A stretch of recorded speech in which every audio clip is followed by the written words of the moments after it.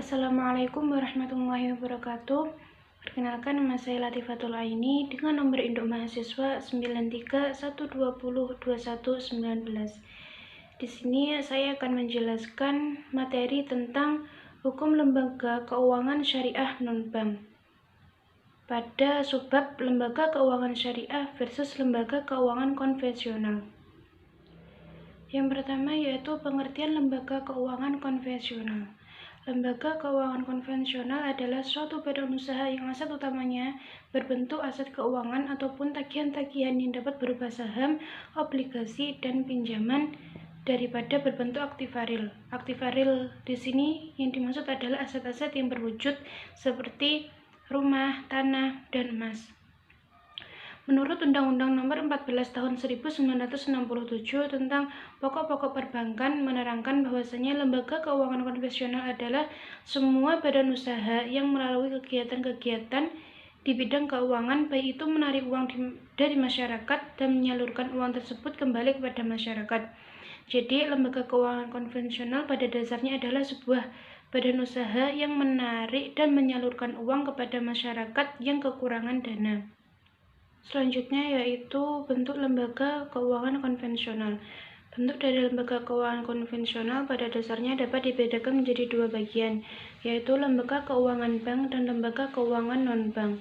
Yang pertama yaitu lembaga keuangan bank.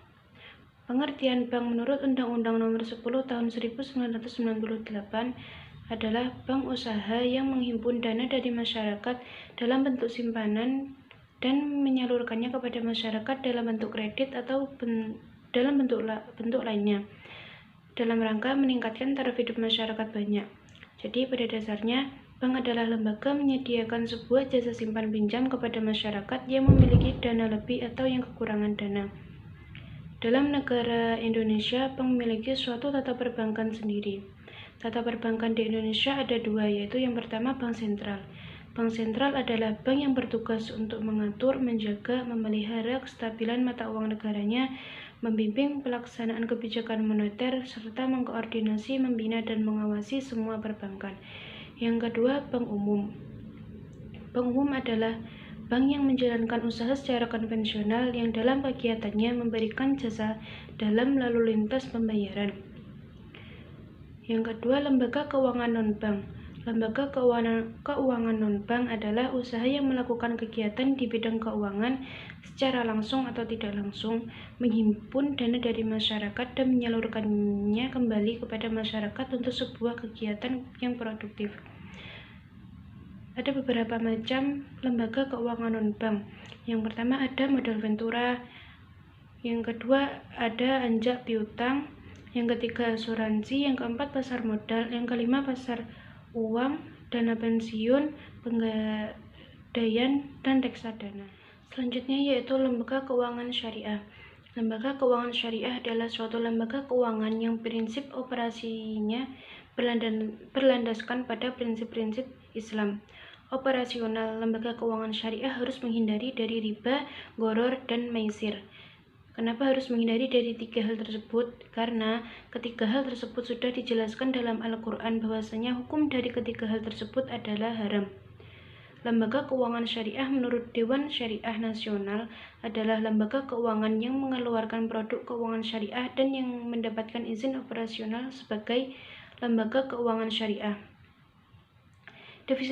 Definisi tersebut menegaskan bahwasanya lembaga keuangan syariah haruslah memenuhi dua unsur, yaitu unsur kesesuaian dalam syariah Islam dan unsur legalitas operasi sebagai lembaga keuangan. Selanjutnya, bentuk lembaga keuangan syariah. Yang pertama, lembaga keuangan syariah berbentuk bank. Ada bank umum syariah atau perbankan syariah. Perbankan syariah adalah badan usaha yang menjalankan fungsi menghimpun dana dari pihak yang surplus dana, kemudian menyalurkan kepada pihak yang defisit dana dan menyediakan jasa keuangan lainnya berdasarkan prinsip syariah Islam.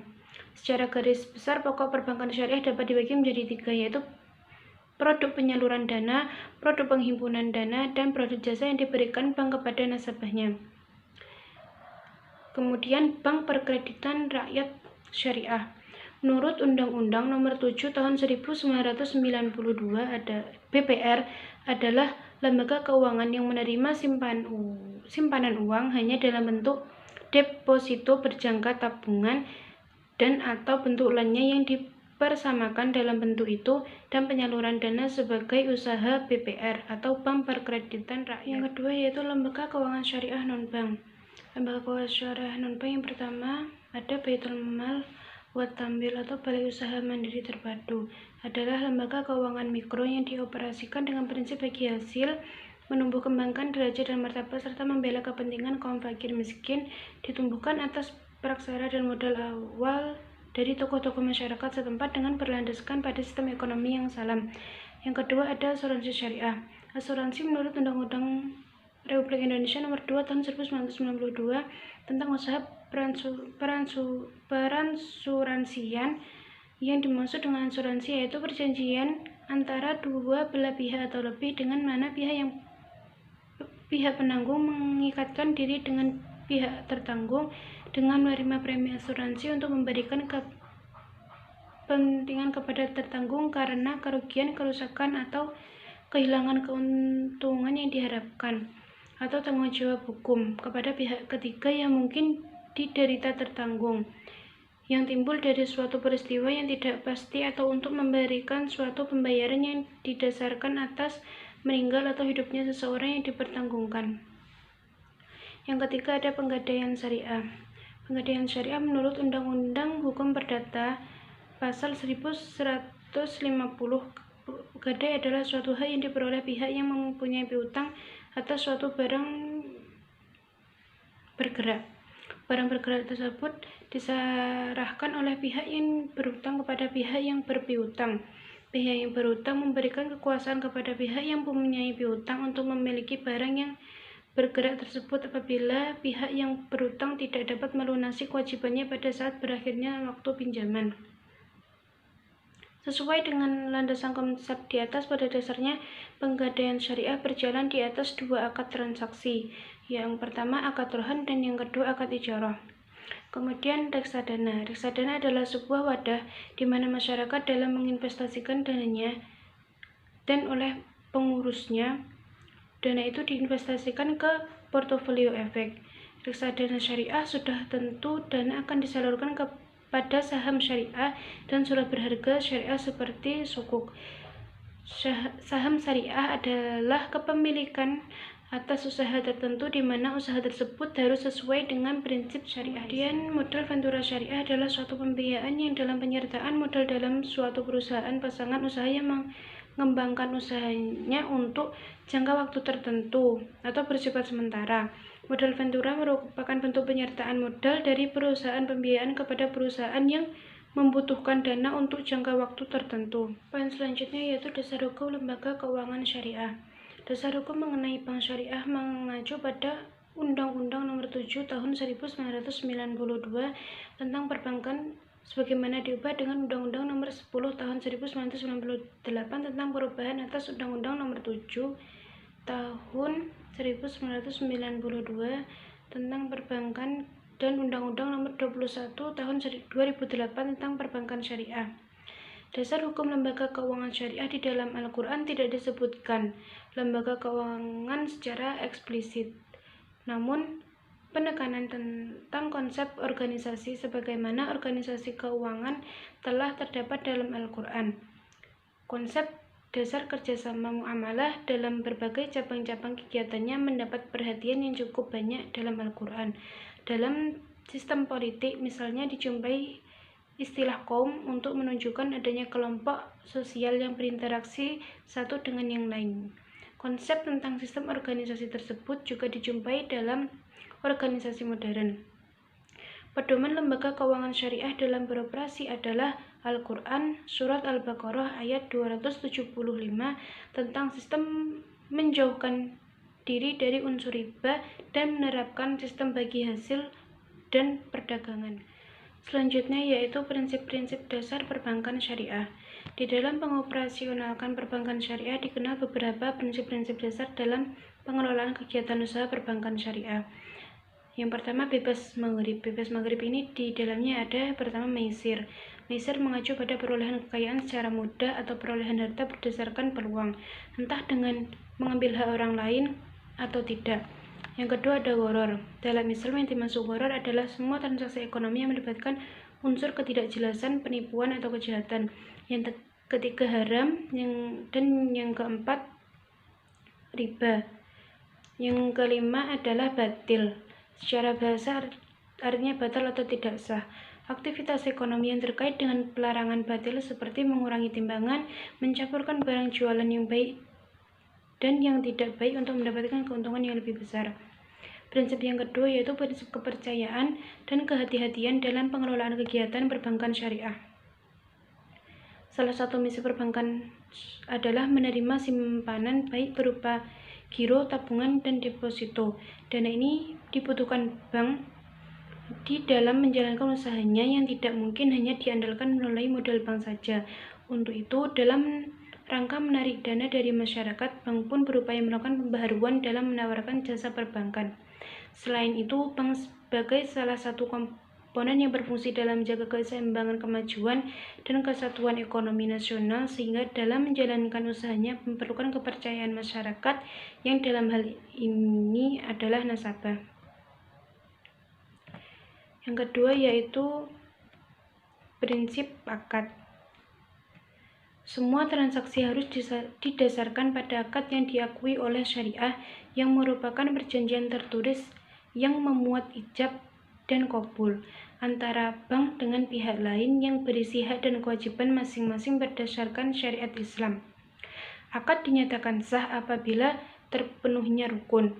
Rukun akad ada 3, yakni 2 pihak atau lebih yang melakukan akad, objek akad, dan lafadz akad.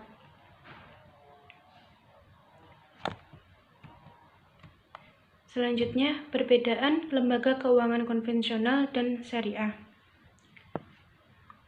Perbedaan bank syariah dengan bank konvensional yaitu menyangkut aspek legal, struktur organisasi usaha yang dibiayai, dan lingkungan kerja. Yang pertama, akad dan aspek legalitas. Pada bank syariah, akad yang dilakukan memiliki konsekuensi duniawi dan ukhrawi karena berdasarkan hukum Islam. Akad yang sesuai dengan syariah diantaranya bagi hasil. Berbeda dengan bank konvensional yang menjalankan aktivitas usahanya dengan memberikan pinjaman dan menerima berupa bunga. Yang kedua, lembaga penyelesaian sengketa. Dalam penyelesaian perbedaan atau penyelesaian antara bank dengan nasabah berbeda dengan bank konvensional, di mana kedua belah pihak tidak menyelesaikan masalah tersebut di pengadilan, akan tetapi menyelesaikan menurut tata cara dan hukum materi syariah. Yang ketiga, struktur organisasi. Bank syariah dapat mempunyai struktur yang sama dengan bank konvensional seperti dalam hal komisaris dan direksi. Akan tetapi unsur yang sangat membedakan antara bank syariah dan bank konvensional yaitu keharusan adanya dewan pengawas syariah yang berfungsi mengawasi operasional bank dan produk-produknya agar sesuai dengan garis syariah. Yang keempat, bisnis dan usaha yang dibiayai. Bisnis dan usaha yang dilaksanakan bank syariah tidak terlepas dari kriteria syariah. Hal tersebut menyebabkan bank syariah tidak akan mungkin membiayai usaha yang mengandung unsur-unsur yang diharamkan atau terdapat sejumlah batasan dalam hal pembiayaan. Yang kelima, lingkungan dan budaya kerja. Sebuah bank syariah selayaknya memiliki lingkungan kerja yang sesuai dengan syariah. Dalam hal etika misalnya, sifat amanah dan sidik harus melandasi setiap karyawan sehingga tercermin integritas eksekutif muslim yang baik. Selain itu, karyawan baik syariah harus profesional atau fatonah dan mampu melakukan tugas secara teamwork, di mana informasi merata di seluruh fungsional organisasi. Akan tetapi, bank konvensional dan bank syariah dalam beberapa hal memiliki persamaan, terutama dalam sisi teknis penerimaan uang, mekanisme transfer, teknologi, komputer yang digunakan, persyaratan umum pembiayaan, dan lain sebagainya. Demikian penjelasan materi dari saya. Bila ada kekurangan dalam menjelaskan, saya mohon maaf yang sebesar-besarnya. Wabillahi taufiq wal hidayah. Wassalamualaikum warahmatullahi wabarakatuh.